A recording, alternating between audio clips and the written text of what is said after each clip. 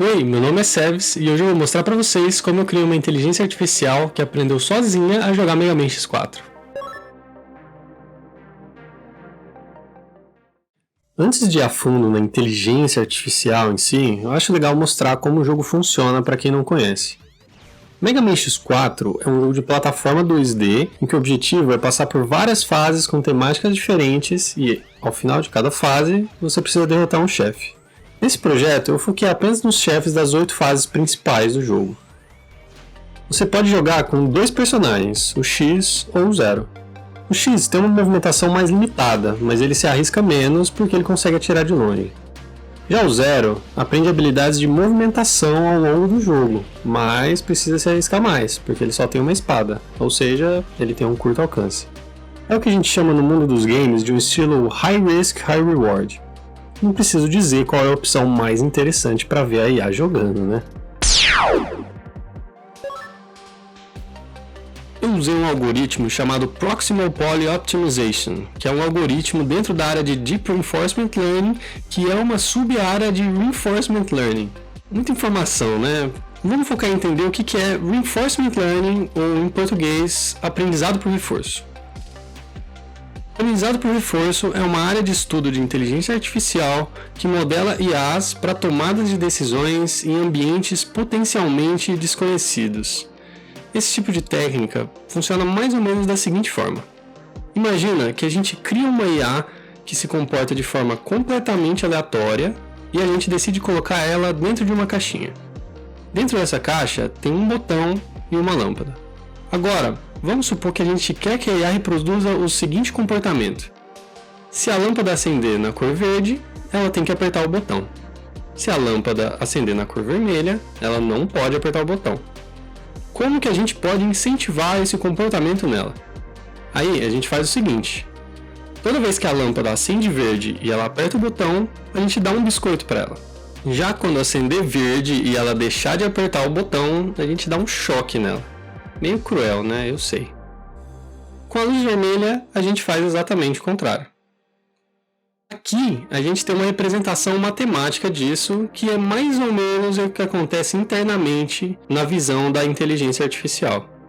No contexto de aprendizado por reforço, a gente chama esse biscoito e esse choque de recompensas. O biscoito é uma recompensa positiva, enquanto que o choque é uma recompensa negativa, que é basicamente uma punição. Como que a IA aprende a partir disso? Simples, ela busca ao máximo ganhar biscoitos enquanto evita ao máximo tomar choque. Depois de algumas dezenas de tentativas, ela aprende a relação entre a cor da luz e o botão, e consegue sempre ganhar biscoitos e nunca tomar choque. Agora, imagina que em vez de uma única lâmpada, a gente tem 5 milhões de lâmpadas, e em vez de um único botão, a gente tem 12 botões. E cada combinação de lâmpadas exige um botão diferente para fazer ela ganhar um biscoito ou para pelo menos ela evitar de tomar um choque. E além disso, o botão que ela aperta também influencia em como a cor das milhões de lâmpadas mudam. É mais ou menos isso que a minha IA faz. As lâmpadas são os pixels da tela do jogo e os botões são, os botões do controle de PlayStation 1. Só que justamente por ter tantos pixels com várias cores possíveis e tantos botões, algumas dezenas de tentativas não são suficientes para ela aprender todos os padrões necessários dentro do jogo. Na verdade, ela precisa jogar por milhões de frames até aprender a jogar de forma efetiva ou parecida com um humano. No resultado final, eu defini o biscoito como acertar um golpe no chefe, que é uma coisa boa dentro do jogo. E eu defini o choque como tomar um golpe do chefe, que é uma coisa ruim. Assim, ao longo do tempo, ela foi aprendendo a desviar dos golpes do chefe enquanto aprendia a bater nele. Conceitualmente simples, né? Mas uma parte muito interessante desse tipo de IA é que a gente pode decidir quais são as recompensas positivas e negativas da forma como a gente quiser, só depende do objetivo que a gente quer alcançar. Imagina, por exemplo, que eu não estou mais tão preocupado se ela vai desviar de todos os golpes dos inimigos, mas que agora eu quero que ela vença o mais rápido possível, tipo um speedrun. Nesse caso, se eu punir ela a todo instante de tempo, ela vai aprender a encerrar o jogo o mais rápido possível, porque quanto mais ela demora, mais ela recebe punições. Se essa punição for bem dosada, ela vai aprender a derrotar o chefe de forma rápida, mesmo que isso custe parte da vida dela. A gente só tem que tomar cuidado para não dar uma punição muito alta, senão ela pode acabar concluindo que, para sofrer menos, a melhor opção é se entregar para a derrota o mais rápido possível, o que na minha opinião é uma das coisas mais assustadoramente existencialistas que uma inteligência artificial poderia fazer. E sim, isso aconteceu com a minha IA durante esse projeto. There's no reason for me to go on. What am I fighting for? Para facilitar o aprendizado dela, eu tratei a tela do jogo de algumas formas. Primeiro, pular alguns frames. Muitas vezes, 2 frames consecutivos têm pouca ou nenhuma diferença. Isso só ia fazer a IA olhar para um monte de frames que não tem nenhuma informação nova. Então, em vez disso, a gente pode, por exemplo, mostrar só um a cada 6 frames para ela, enquanto a gente ignora o resto. Como o jogo roda a 60 frames por segundo, isso é equivalente a mostrar para ela uma foto do jogo a cada 0.1 segundos. O que parece bem razoável, já que o nosso tempo de reação é bem maior do que isso e, obviamente, a gente consegue jogar. Segundo, olhar para alguns frames passados. Por essa imagem, dá para saber se o personagem está indo para cima ou para baixo? Não, né? E sabendo que esses são os frames anteriores? Agora dá para saber que, na verdade, ele está indo para cima. Mostrar alguns frames do passado para ela junto do frame atual ajuda ela a ter uma noção de movimento dos objetos dentro da tela. Terceiro, converter a tela para a escala de cinza. Como para esse jogo as cores não são importantes, converter cada pixel que tem 3 canais de cores para a escala de cinza que tem só um canal de cor ajudou a reduzir o número de possibilidades de como a tela pode se apresentar para um número 3 vezes menor. Quarto, redimensionar a imagem. A tela desse jogo possui uma resolução de 320 por 240. Isso parece pouco para a gente que está acostumado com HD, Full HD e 4K, mas isso são quase 80 mil pixels. É muita informação para IA. Então, redimensionei a imagem para um formato quadrado, porque isso geralmente facilita o uso de redes neurais com imagens, e para uma resolução bem mais baixa, que foi no final de 84 por 84. Dessa forma, a gente tem um pouco mais de 7.000 pixels, o que é bem menos do que a imagem original. Já para controlar o jogo, a IA consegue apertar algumas combinações possíveis de botões. Do lado esquerdo do controle, ou ela aperta para a esquerda ou para a direita, ou nenhum dos dois. Não faz sentido ela conseguir apertar as duas direções ao mesmo tempo. Do outro lado, ela consegue apertar X, quadrado e bola, todos de forma independente. No total, isso dá 24 combinações possíveis de como apertar ou não os botões a cada momento.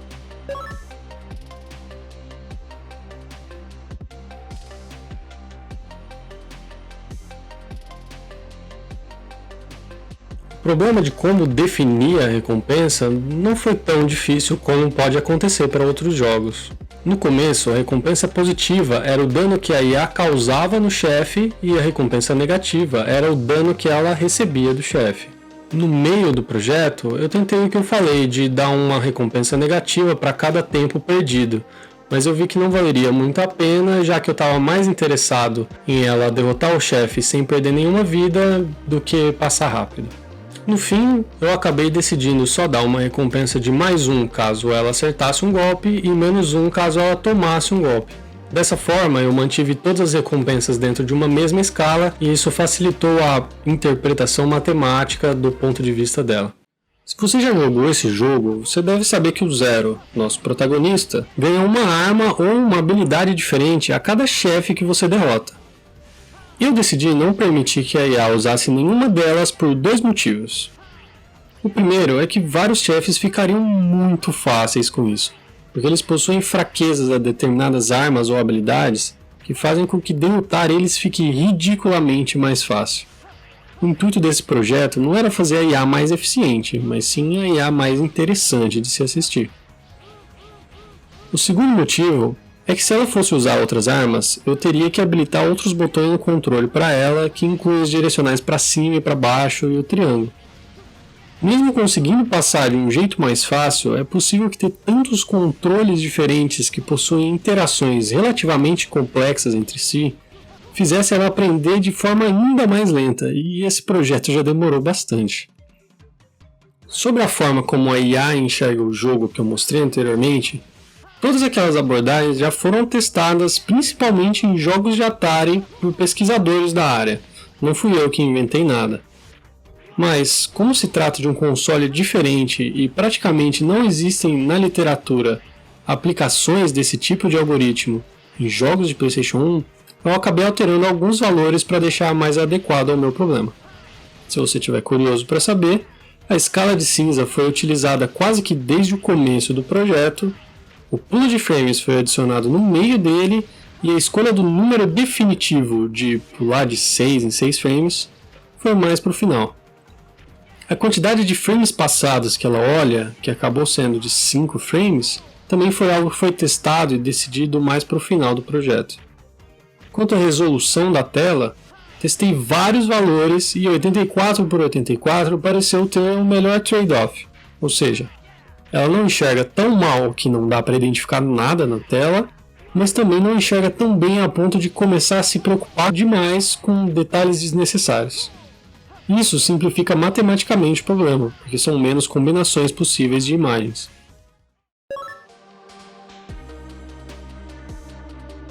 Para esse vídeo não ficar muito longo, eu subi um vídeo separado com a IA jogando e derrotando todos os 8 chefes principais do jogo. O link está aqui na descrição. Não. Esse jogo é offline e ele não tem nenhum placar de pontuação, então não tem como ninguém tirar vantagem, seja eu ou seja outra pessoa com acesso ao código, para prejudicar outras pessoas.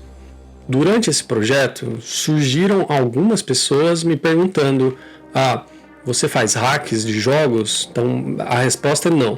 Eu não vou te ajudar a sair do prata no LoL. Esse projeto começou com o intuito de diversão. São duas coisas que eu gosto muito, que são games e inteligência artificial, e eu combinei as duas coisas porque é legal. E o outro motivo foi conhecimento. Reinforcement Learning era uma área que eu ainda não tinha explorado muito, e era algo que eu já tinha estudado um pouco, na verdade, mas eu não tinha botado a mão na massa, então foi bem legal de adquirir muitos conhecimentos nessa área aí também. Sim, eu pretendo fazer para muitos jogos ainda. Não sei qual vai ser o próximo, mas inclusive estou aberto a sugestões aí, se alguém quiser sugerir algum jogo. Primeiro eu vou trabalhar no código, eu vou dar uma organizada, eu vou deixar ele mais genérico para eu conseguir trabalhar com outros jogos de forma mais fácil e mais rápida. Mas por enquanto eu tenho a limitação de trabalhar com a geração do Play 1, do Nintendo 64, dali para mais antigo. Essa é uma limitação técnica que eu tenho hoje, mas com certeza no futuro eu vou atacar problemas em jogos de PC, jogos mais modernos também. Sim, esse código já está no GitHub, na verdade, e eu vou deixar ele aqui na descrição só para quem tiver muito curioso, mas a verdade é que o código está tenebroso. Falta documentação, está muito desorganizado, tem lógica da inteligência artificial misturada com lógica da conexão com o jogo, está muito dependente da minha máquina também, inclusive, então eu não tenho nenhuma esperança de que no momento que eu publique esse vídeo, alguém clique no link e consiga executar. Isso não vai acontecer, mas eu vou trabalhar nisso pelas próximas semanas a partir do momento que eu publicar esse vídeo. Se você gostou desse tipo de conteúdo, se inscreve no canal e liga as notificações. Sério, esse projeto demorou 2 meses, então foi tanto trabalho que nem se eu quisesse eu conseguiria spamar as notificações no seu celular toda semana. Então, um vídeo a cada 2 meses, acho que não faz mal ligar as notificações, né? Se você quiser acompanhar um pouquinho mais de perto esse processo de desenvolvimento também, me segue nas redes sociais, TikTok, Instagram estão na descrição. Lá eu interajo com o pessoal e vou postando entregas intermediárias do projeto que eu estou fazendo. Por último, mas não menos importante, queria agradecer aqui a minha namorada, Paloma, por ser o meu patinho de borracha o tempo todo. Estava sempre me ouvindo as reclamações, comemorou comigo quando deu certo e foi muito importante durante esse projeto a sempre me motivar bastante. Queria agradecer também ao Isaac, que ajudou a quebrar a cabeça comigo com alguns problemas, com possíveis soluções. E queria agradecer a todo mundo que me incentivou a continuar com esse projeto e a começar esse canal. Valeu!